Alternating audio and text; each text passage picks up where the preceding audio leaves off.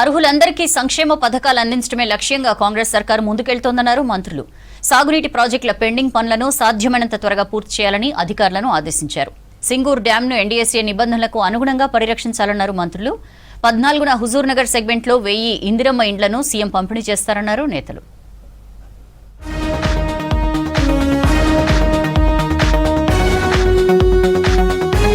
మెదక్ జిల్లాలోని Singur dam safety పనులు వెంటనే పూర్తి చేయాలని అధికారులను ఆదేశించారు మంత్రులు ఉత్తమ్ కుమార్, దామోదర, వివేక్ వెంకటస్వామి. మరమ్మతులు పూర్తి చేసి జూలైలోపు రైతులకు సాగునీరు అందించాలన్నారు. ప్రాజెక్టు సుందరీకరణ, పరిరక్షణ పనులు వీలైనంత త్వరగా పూర్తి చేయాలన్నారు.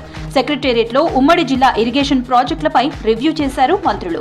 సింగూరు డ్యాం సేఫ్టీపై డిస్కస్ చేశారు.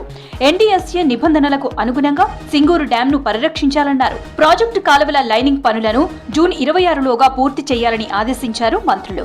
ఆందోళన నియోజకవర్గంలో Peddareddy lift irrigation scheme DPR ని త్వరగా రూపొందించాలని అధికారులను ఆదేశించారు.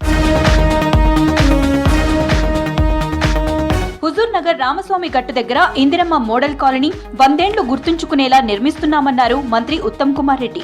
ఈ ప్రాజెక్టుని గతంలో బీఆర్ఎస్ నిర్లక్ష్యం చేసిందన్నారు. ప్రాజెక్టుని ఆపివేసి డంపింగ్ యార్డ్ గా మార్చిందన్నారు. తాము గెలిచిన తర్వాత ప్రాజెక్టుని స్పీడప్ చేసి 1000 ఇండ్లను పంపిణీ చేస్తున్నామన్నారు. 14న 1000 ఇండ్లను సీఎం రేవంత్ లబ్ధిదారులకు పంపిణీ చేస్తారన్నారు ఉత్తమ్.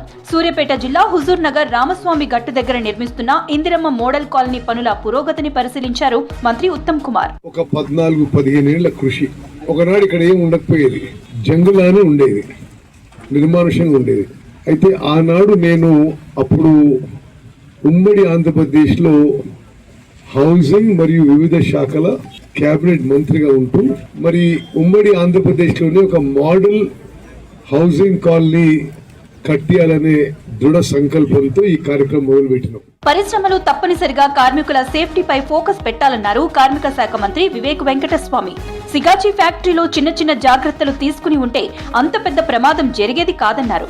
హైదరాబాద్ రవీంద్ర భారతిలో 55వ జాతీయ భద్రతా దినోత్సవ వేడుకల్లో పాల్గొన్నారు మంత్రి వివేక్. కొంచెం అలర్ట్నెస్ దృష్టి పెట్టి ఏమి సమస్యలు ఉన్నాయి, ఎట్లా how to resolve all these అని చెప్పి ఇది ఆక్యుపైర్ మేనేజింగ్ డైరెక్టర్ వాళ్ళు కూడా బోర్డులో చర్చించినప్పుడు investment for safety becomes very easy.